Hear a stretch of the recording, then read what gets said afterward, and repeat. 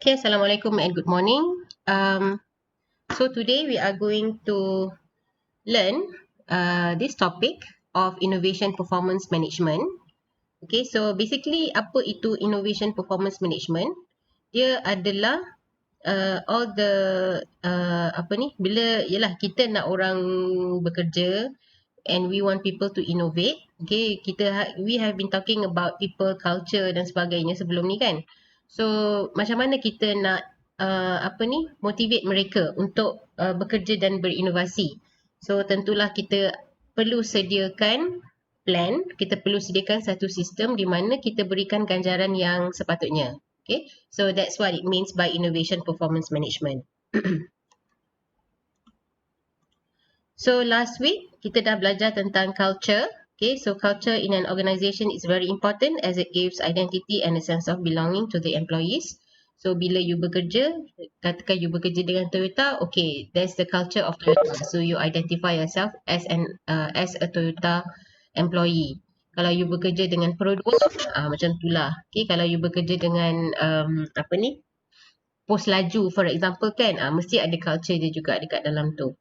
Okay, so setiap organisasi tu dia mesti ada culture dia sendiri.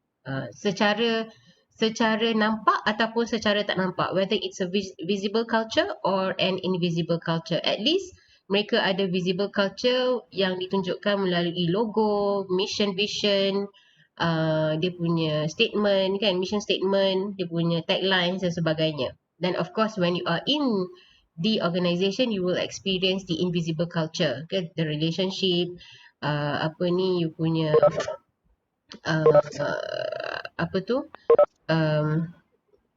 the practices inside, okay?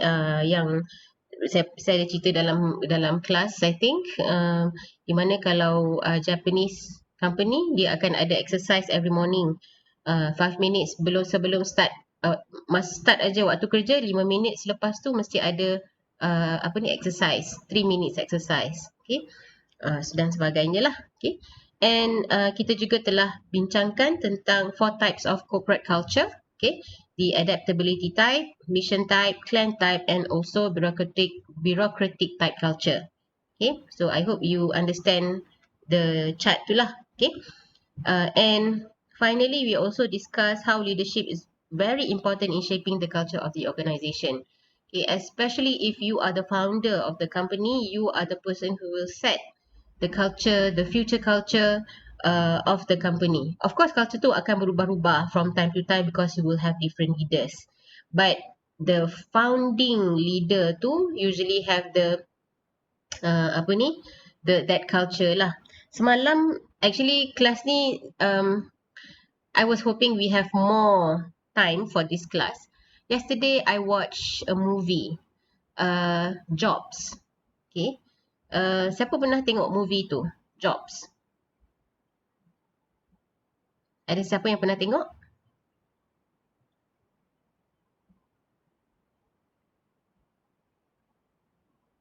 Nobody? Tak pernah tengok? Atau ada yang pernah tengok? No. Belum tengok. Okay, Jobs ni adalah tentang Steve Jobs. Siapa Steve Jobs?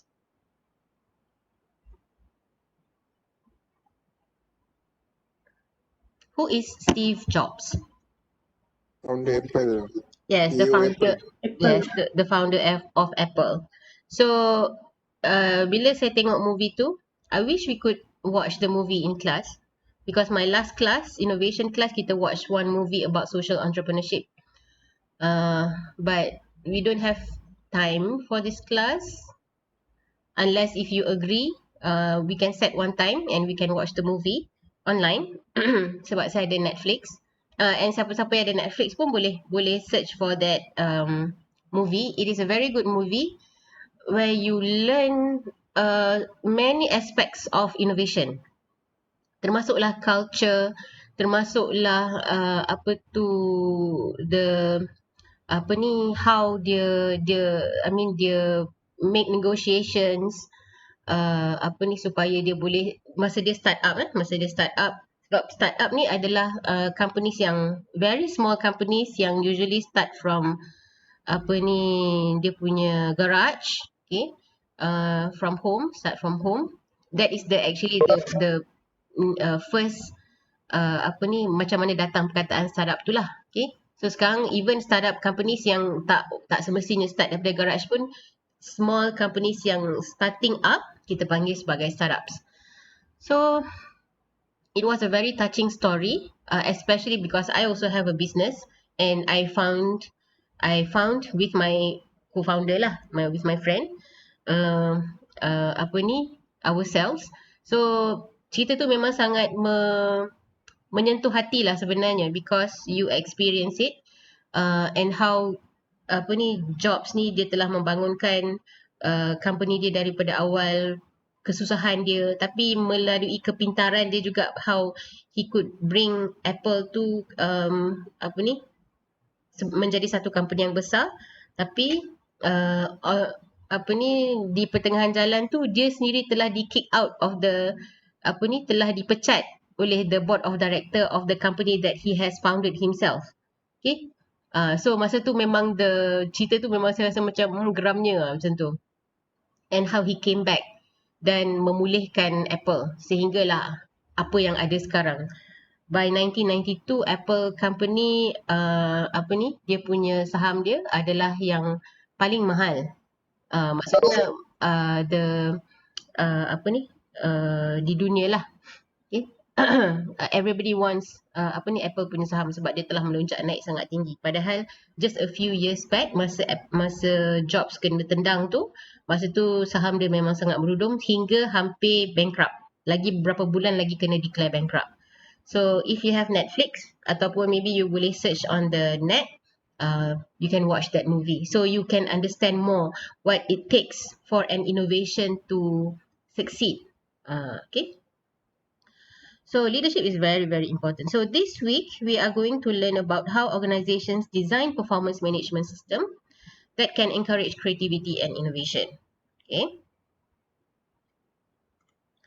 Okay, so what is performance management? Ataupun secara singkatnya kita panggil PM. I think maybe some of you have, or maybe many of you have learned this in your HR class. Okay, so basically dia adalah ulangan daripada HR class lah. Cuma kita akan kupas sedikit dalam bentuk how it can motivate changes, and also motivates towards innovation lah among the workers. Okay, so performance management is a continuous process of identifying, measuring and developing the performance of the individuals and teams. Jadi ada dua komponen dalam performance management. Satu, dia adalah a continuous process. Dia mesti a continuous process of measuring and developing the performance of the individuals. Identifying, measuring and developing the performance. So basically, bila kita berada dalam company, performance kita must be identified. Okay, kita tak mau bekerja saja, ataupun you as a founder, you bekerja, you tengok you punya pekerja tu bekerja saja tanpa identifying dia punya performance, tanpa measuring dia punya performance, dan juga tanpa developing dia punya performance. When we want a company that is innovative, we must always develop the performance of our workers. Okay, so before we can develop, we need to know what is the status currently. So you need to identify. And how do you identify? You need to measure.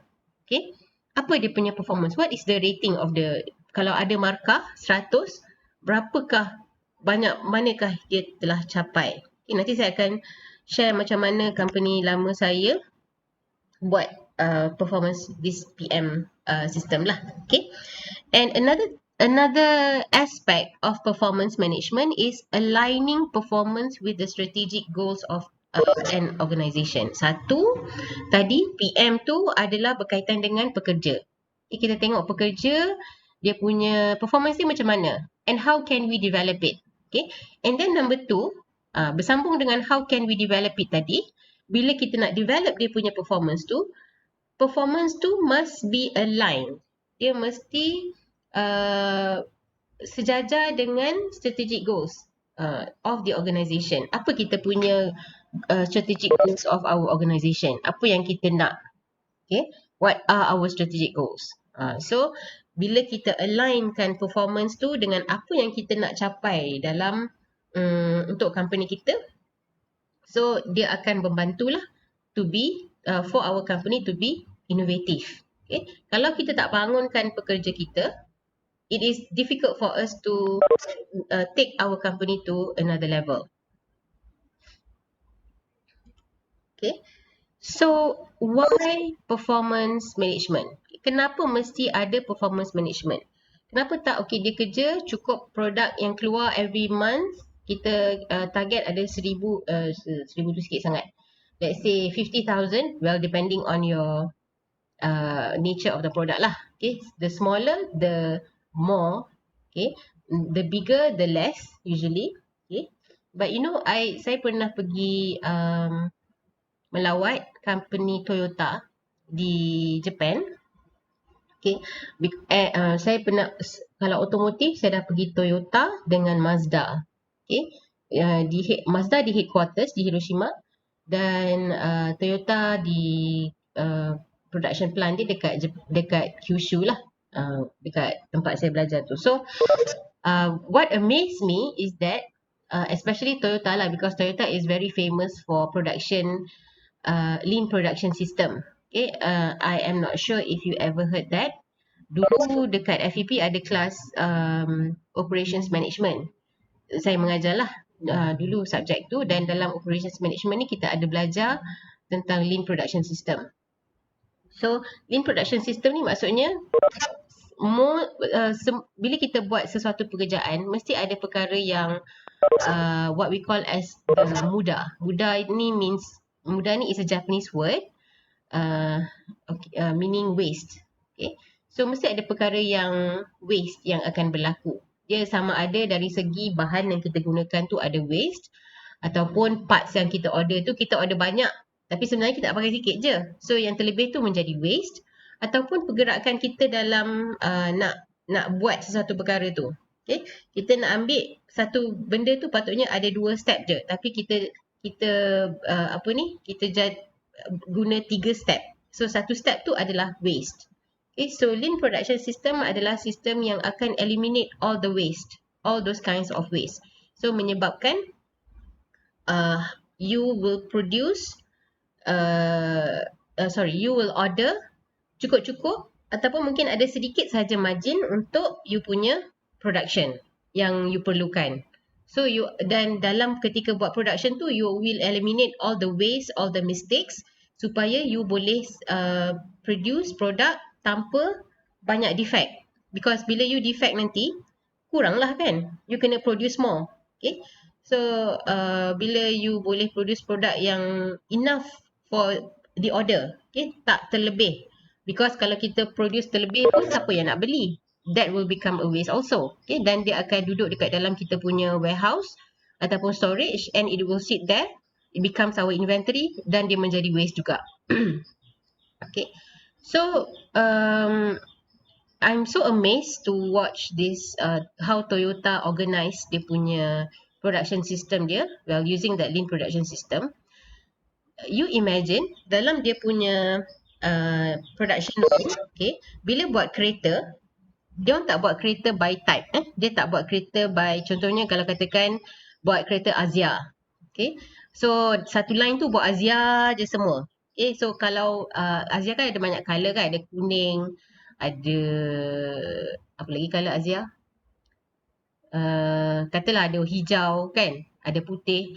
Tapi we might think that production line untuk Azia, dia akan, kalau katakan daripada pukul berapa ke pukul berapa, dia akan jalan yang kuning. So kuning je lah semua. No, dalam otomotif, what they do is dia akan gunakan, dia dalam satu line tu boleh jadi different types of car. Okay, kereta A, kereta yang nombor 1 Azia, nombor 2 Beza, nombor 3 kereta polis. Kereta polis akan lain kan. Nombor 4 van. Okay, so dan all of them dia akan bergerak, akan dibuat, dipasang dalam satu line yang sama. Okay, dan di Toyota, bila saya tengok di end, maksudnya okay, dah habis line tu. So line yang maksudnya yang di penghujung line, dia akan jalankan kereta tu lah kan, episod dah siap. So dia akan output dia tu akan keluar. Setiap 1 minit akan keluar satu kereta from the last step tu. Okay. So maksudnya dia punya production line dia tu sangat efficient that they can produce in dalam kata lain lah, okay, sebab saya cuma tengok hujung saja, they can produce the output 1 minute 1 car per minute, which is sangat amazing lah pada saya. Okay, so that's why we need to identify first, okay, kita punya performance management of dalam kita punya organisation, so that kita boleh buat kita punya organisation something that is very effective, okay, dan juga bila effective, it is easier for us to be innovative. Okay, so why performance management is important? Ada banyak sebab dia dekat sini. Okay, when your workers performance is being identified, measured and also developed. Okay, bila sampai part measure tu, bila measure, kita akan bagi dia reward. Okay, so bila kita bagi reward based on the measurement of dia punya performance tu, it will increase dia punya dia orang punya motivation. Okay, and when also you develop, okay, we dah identify, you dah measure, okay, katakan okay dia ni perlukan kemahiran ini, ataupun okay this worker is good, so kita akan bagi dia kemahiran yang baru. So you will give them opportunity to learn new things or to upgrade their skills. So itu menyebabkan mereka rasa motivated. Self-esteem is increased. Okay, mereka menjadi lebih confident, okay, especially those yang the high performers lah, okay, the good ones, okay, their self-esteem is increased.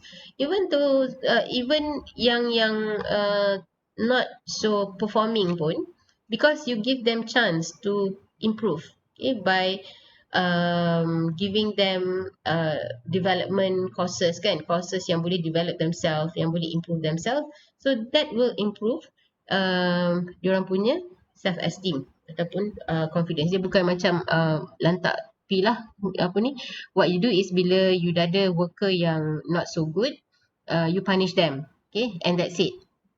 Tak boleh macam tu, okay, because nanti dia akan menyebabkan pekerja tu rasa demotivated, okay, dia tak rasa motivated. Okay, number 3, managers gain insights about employees. Okay, so we will know better about our employees, what is actually happening to them. Okay, sometimes this particular year this worker is very good, okay, tapi the next year dia performance dia not so good, and we know because we measure. Okay, so kita nak tahu why, kita nak tahu kenapa. Maybe dia selalu tak, the year lepas tu dia tak selalu datang, dia selalu cuti. So maybe we will gain insights from them when we measure performance mereka. Okay, what is the problem that they're having, ataupun maybe the worker was just having a baby, so they need more attention ke, ataupun mungkin ada masalah anak dia sakit ke, whatever kan. Okay, so you will gain more insights about employees. And then the definition of jobs and criteria are clarified. Okay, so bila kita buat identification tu, kita tahu, okay, for this job scope, okay, what actually you should do, what actually you should achieve by this job, okay, and what are the criteria that you should fulfill, okay, untuk melakukan kerja ini. So itu memang akan ada, okay? You akan ada sebab untuk itu yang kita gunakan definition of jobs and criteria ni juga untuk identify what kind of training yang diperlukan oleh seseorang pekerja tu. Okay, bila kita tengok dia ni tak capai dia punya kriteria ataupun tak capai dia punya what they should achieve, okay, from that, so itu termasuk dalam training needs analysis. Okay, bila kita tengok, oh, this person needs training from this aspect, so kita boleh identify tu dan bagi training pada dia. Self insight and development are enhanced. tadi tu manager gain insight about employees. Tapi yang ni self insight. Self insight ni maksudnya kita sebagai pekerja sendiri, pekerja sendiri yang akan tahu mereka berada di mana, performance mereka tu di tahap mana. Okay, and they can develop their performance lah. Okay, develop their skills. Bila you bekerja, you tak boleh serahkan 100% pada your manager. Okay, why I'm saying this is that sometimes manager ni dia kena fikir banyak perkara. They are very busy people. So kalau dia ni, yang manager is not busy, something is quite wrong lah. Okay, manager should be very busy. Should be busier than you actually. Okay, dia bukan macam cerita slot drama pukul 7 dekat TV3 tu. Okay, di mana bos dia adalah bila masa dia nak keluar makan, dia akan keluar makan. Dia punya kerja dia hanyalah sign papers. No, managers are very busy. So so you as a worker, okay, when you feel that contohnya you need to achieve something but you are not given facility, for example, or you are not given proper training, so you must tell your manager that you need this training or you need this facility so that you can achieve you punya objective every year. Okay, objective of your project, for example. Okay, so those kind of self insight, okay, you must identify yourself. Okay, you kena tahu you berada di mana. So you tak boleh macam duduk diam tunggu manager bagilah. Tak bagi, you salahkan dia. Tak boleh. Okay, kalau dia tak bagi, you must ask first before you nak salahkan dia. Okay, so otherwise nanti dia ingat you okay, you buat kerja semua okay, maksudnya tak ada apa perkara yang yang tak cukup. Okay, you pula fikir dia tak nak bagi dekat you, dia pergi bagi kat orang lain dan dia telah pilih kasih. Telah menimbulkan fitnah lah pula kan. So you must ask first because your managers will do the budgeting. Lebih awal you bagi tahu lebih baik. Okay, so for example, if you already have a project, even before you started the project, you dah identify apakah benda-benda yang you perlukan. Masa tu you cepat-cepat bagi tahu dengan your boss. Okay, so that mereka boleh identify dan boleh masukkan di dalam budget. Usually boss ni dia tak bagi sebab tak cukup budget. Okay, but even kalau tak cukup budget pun you still can ask because budget ni kita boleh, not to say adjust. Okay, there are some budgets that you boleh tarik sana tarik sini lah depending on the situation. Okay, not to say that is not good, tapi certain budget yang kadang-kadang tak digunakan sangat tapi telah di-estimate lebih. So you boleh tarik lah daripada situ. So you need to discuss with your manager for that. And that is why the skills for justifying your idea or your opinions adalah sangat important. Kenapa you should be able to justify, okay, your opinion kepada your manager so that diorang understand and they can accept. Okay, skill tu sangat penting. Administrative actions are fairer and more appropriate. So bila ada perkara yang boleh measure, okay, benda yang boleh identify, it's easier for the people at the management untuk buat decision. Okay, because they will decide based on facts, based on numbers. So benda tu kalau you boleh identify, okay, macam tadilah saya cakap tadi, facility cukup ke tidak, manpower cukup ke tidak, those kind of decision, for example, they can do better lah, they can do fairer. Dan juga contohnya kalau at the end of the year,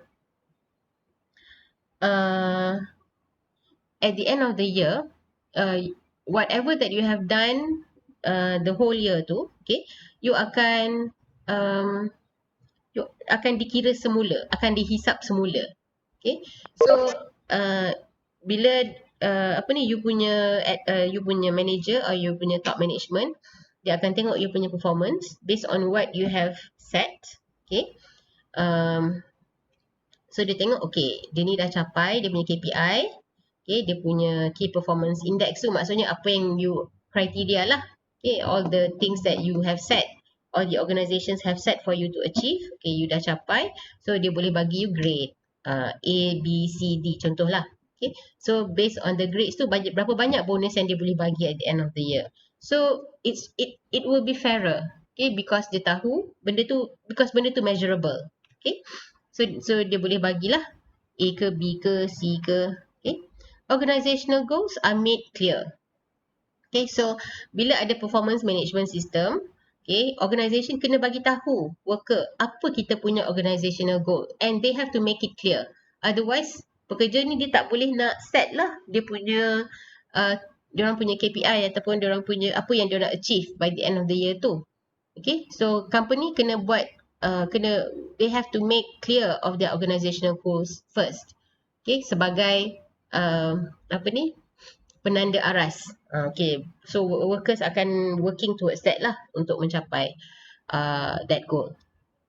So employees become more competent. Okay, dia lebih berdaya saing, and there is better protection from lawsuits. Okay, ni dekat Malaysia ada juga berlaku apa ni, um, uh, cabar mencabar di mahkamah. Okay, saman menyaman lah kiranya antara pekerja dengan company. So bila ada performance management macam ni, dia akan korek balik. Actually saya baru baca ada satu case saman, tapi it's not, dia bukan recent sangat lah. I think a few years back, this lady, okay, dia bekerja di Petronas, dan sekejap, let me see the time. Okay, ada masa sikit lagi. Okay, dia bekerja di Petronas, okay, dan all the while dia dah bekerja lama, I think about 15 years macam tu, or 18 years macam tu. Okay, so dia bekerja kat Petronas, all the while she has been performing very well. Okay, sehingga dia menjadi macam head of section lah macam tu. Kemudian there's organizational change, di mana dia punya boss tu telah bertukar tukar orang lain, dan dia ni telah I think boss ni tak suka dia or something. Kemudian dia telah dipindahkan ke section lain, di mana dia seolah-olah macam dia dah naik kan, so diturunkan balik. Kemudian ada banyak perkara lah yang berlaku yang demotivate dia. Okay, so boss ni kata dia punya dia tak bagi apa ni,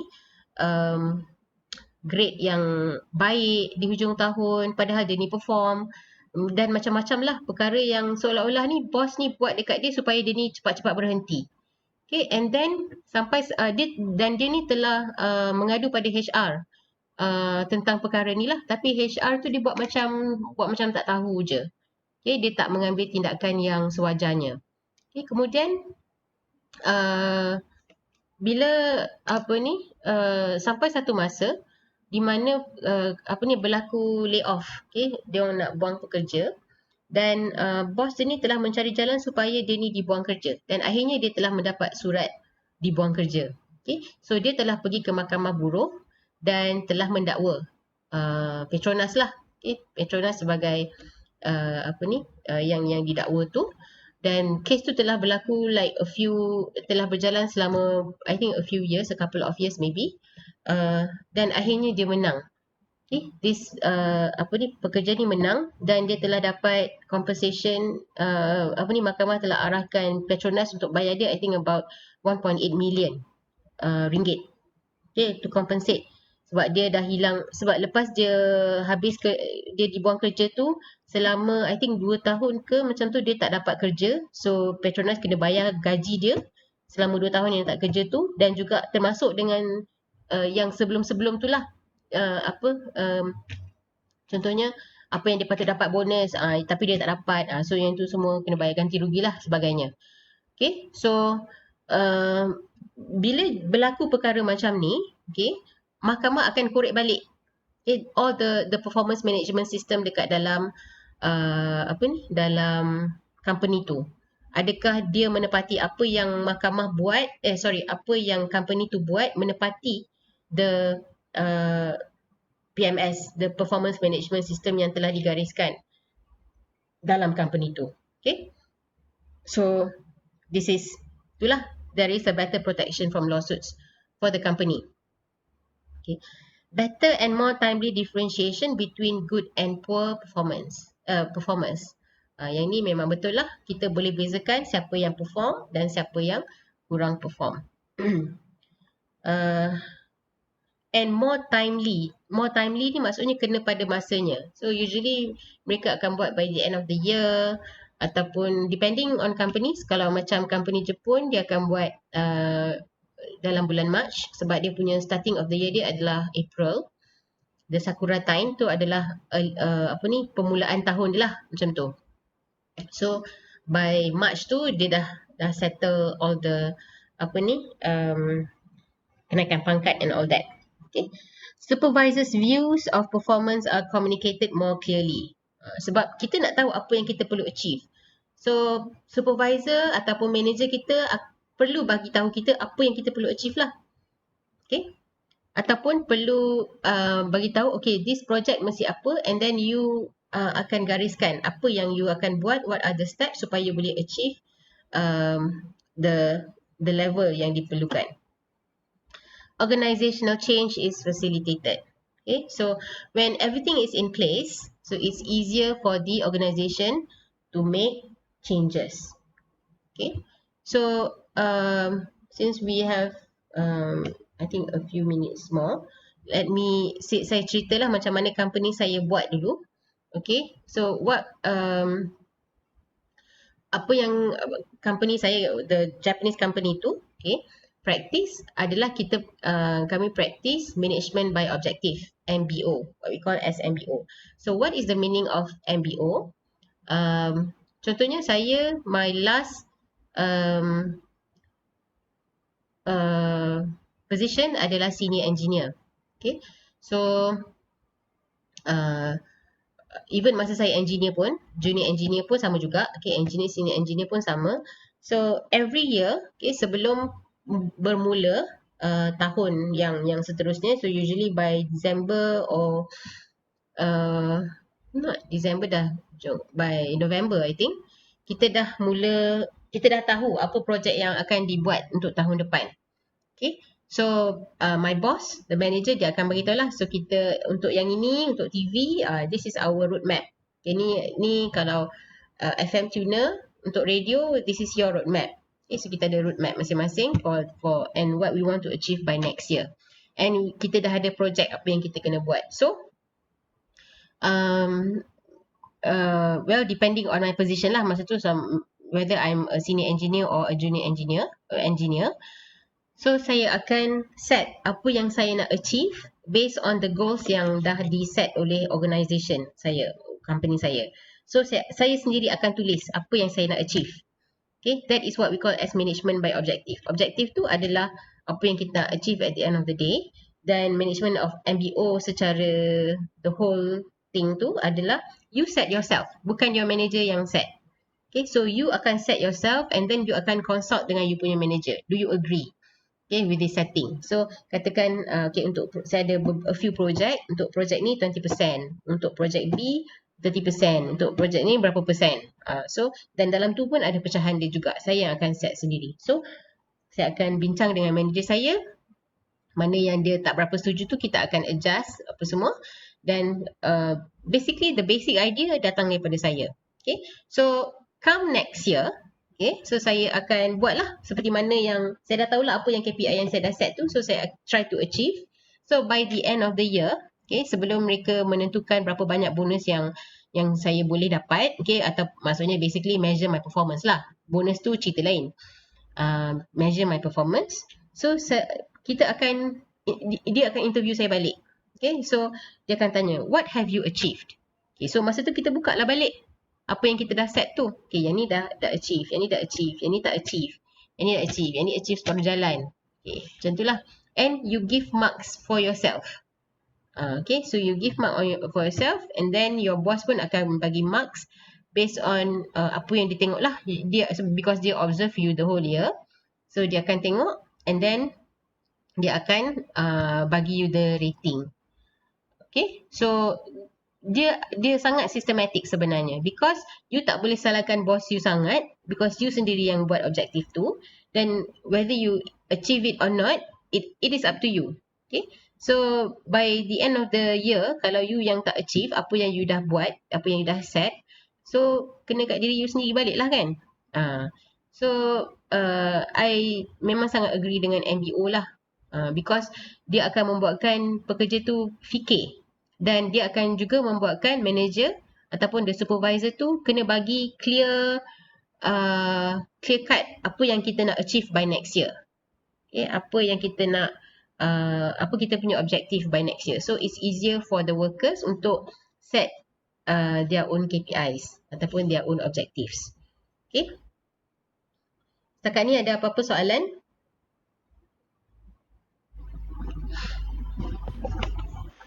Ada. Okay. So where are we now?